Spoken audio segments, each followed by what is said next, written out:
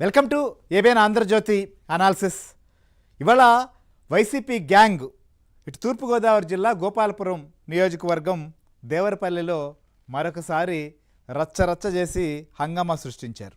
So ప్రారంభంలోనే జగన్ 2.0 అంటూ ఫ్లెక్సీలు ప్రదర్శించారు. అక్కడ వడ్డీతో సహా చెల్లిస్తామని చెప్పి ట్యాగ్ లైన్స్. మళ్ళీ వడ్డీతో సహా ఏం చెల్లిస్తారు?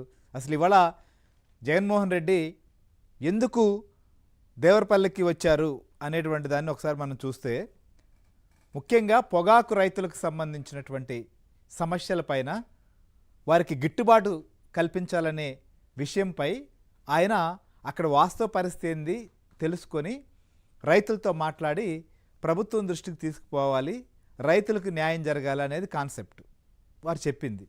అయితే అక్కడ మనం చూస్తున్నాం ఆ బోర్డులు ఒక్కసారిగా మళ్ళీ రప్పారప్ప బోర్డులను ఇటీవల ప్రదర్శిస్తూ వచ్చినటువంటి బ్యాచ్ 1-2 సందర్భాల్లో ఆగారు. ఎందుకంటే ఇప్పటికే దీనిపైన తీవ్ర స్థాయిలో విమర్శలు వస్తున్నాయి కాబట్టి. ఇప్పుడు మళ్ళీ తాజాగా మనం చూస్తే మళ్ళీ జగన్ 2.0 అని చెప్పి వడ్డీతో సహా చెల్లిస్తాం.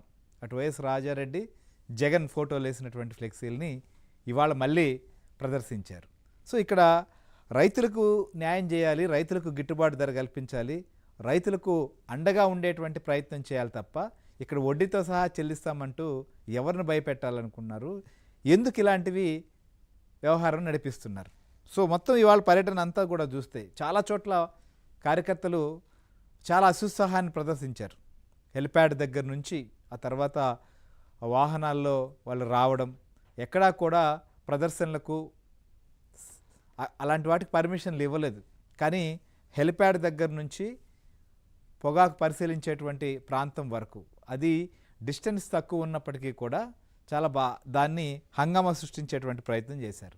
సో ఇంకా చివరికి అక్కడికి వచ్చిన తర్వాత కూడా ఏవైనా సరే అక్కడ పొగాకు బేళ్ళను పరిశీలించి వాటి క్వాలిటీ కానీ లేదా అక్కడ ఉన్నటువంటి పరిస్థితులు కానీ నిజంగా ఎవరైతే రైతులు ఉన్నారో రైతులు తీసుకొచ్చారో వాళ్ళతో మాట్లాడించి అక్కడ ఉన్నటువంటి సమస్యలు చూస్తారనుకున్నప్పుడు ఇంతమంది అక్కడ కేంద్రంలోకి రావాల్సిన అవసరం లేదు.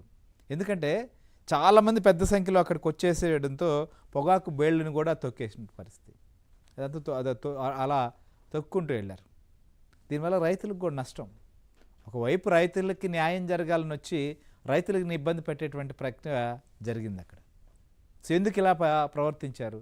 వీళ్ళని ఎవరు కంట్రోల్లో పెట్టాలి?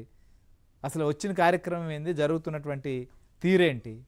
ఇలాంటి పర్యటనల వల్ల ఇబ్బందా లేకపోతే మేలు జరుగుతుందా? ఖచ్చితంగా ఆత్మపరిశీలన చేసుకోవాలి. ఇవాళ జరిగినటువంటి ఇన్సిడెంటే ఇది. సో ఎక్కడికి ఎప్పుడు ఏ పర్యటనకు వెళ్ళినా ఏదో ఒక రకంగా ఆ ప్రాంతంలో అలజడి సృష్టించడం, అక్కడ కేసులు నమోదయ్యేలా చూడడం మన శ్రీకాకుళంలో చూసాం. అసలు శ్రీకాకుళంలో సీదిలప్పలరాజు పరామర్శకు వెళ్ళినప్పుడు అక్కడ పోలీసులు కొన్ని ఆంక్షలు పెట్టారు. వాటిని అస్సలు లెక్క చేయలేదు. ఎవరి పాటికి వాళ్ళు బ్యారికేడ్లు తోసేసుకొని అడ్డొచ్చిన మహిళా ఎస్ఐని నెట్టేసి సో ఇచ్చలు విడిగా వ్యవహరించారు. చివరికి ఆమె కంప్లైంట్ చేయాల్సినటువంటి పరిస్థితి వచ్చింది.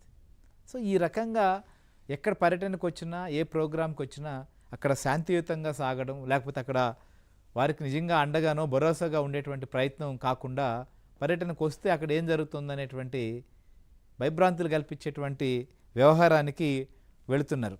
అందుకోసమనే ఇలాంటి ఫ్లెక్సీలు కూడా పెడుతున్న పరిస్థితిని మనం చూస్తున్నాం. అసలు ఇంతకీ రాష్ట్రంలో పొగాకు సంబంధించినటువంటి విషయంలో గిట్టుబాటు ధర అంశం పైన ఇటీవల రాష్ట్రంలో నెలకొన్నటువంటి పరిణామాలపైన కేంద్రంతో కూడా ప్రభుత్వం చర్చలు జరిపినటువంటి పరిస్థితి తెలుసు.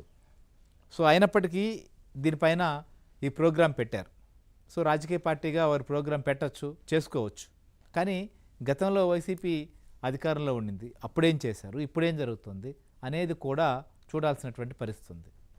సో నిజంగా ఇవాళ జగన్ ఏం మాట్లాడారు, ఇదే అంశం పైన కూడా మళ్ళీ ఆయన ఏ విషయాల్ని ప్రస్తావించారో అక్కడ ప్రస్తావించిన సందర్భంగా ఏమన్నా రైతులకు సంబంధించిన ఫీడ్బ్యాకా అనేటువంటిది కూడా అనుమానమే. ఎందుకంటే అది కొంతమందితో మాట్లాడారు, కానీ చాలామంది రైతుల తర్వాత కూడా ప్రోగ్రాం అయ్యాక మాట్లాడారు. సో జగన్ ఏం మాట్లాడారు, అచ్చెన్నాయుడు ఏం మాట్లాడారు, అసలు కార్యక్రమం ఎలా జరిగింది, అక్కడికి వచ్చినటువంటి వాళ్ళ అభిప్రాయం ఏందో కూడా ఒకసారి చూద్దాం. ఒకవైపున చూస్తే ఎరువుల దగ్గర నుంచి ప్రతిదీ కూడా ఈ 2 సంవత్సరాలుగా రైతులకు పెట్టుబడి ఖర్చులు పెరుగుతూ ఉన్నాయి. మరోవైపు చూస్తే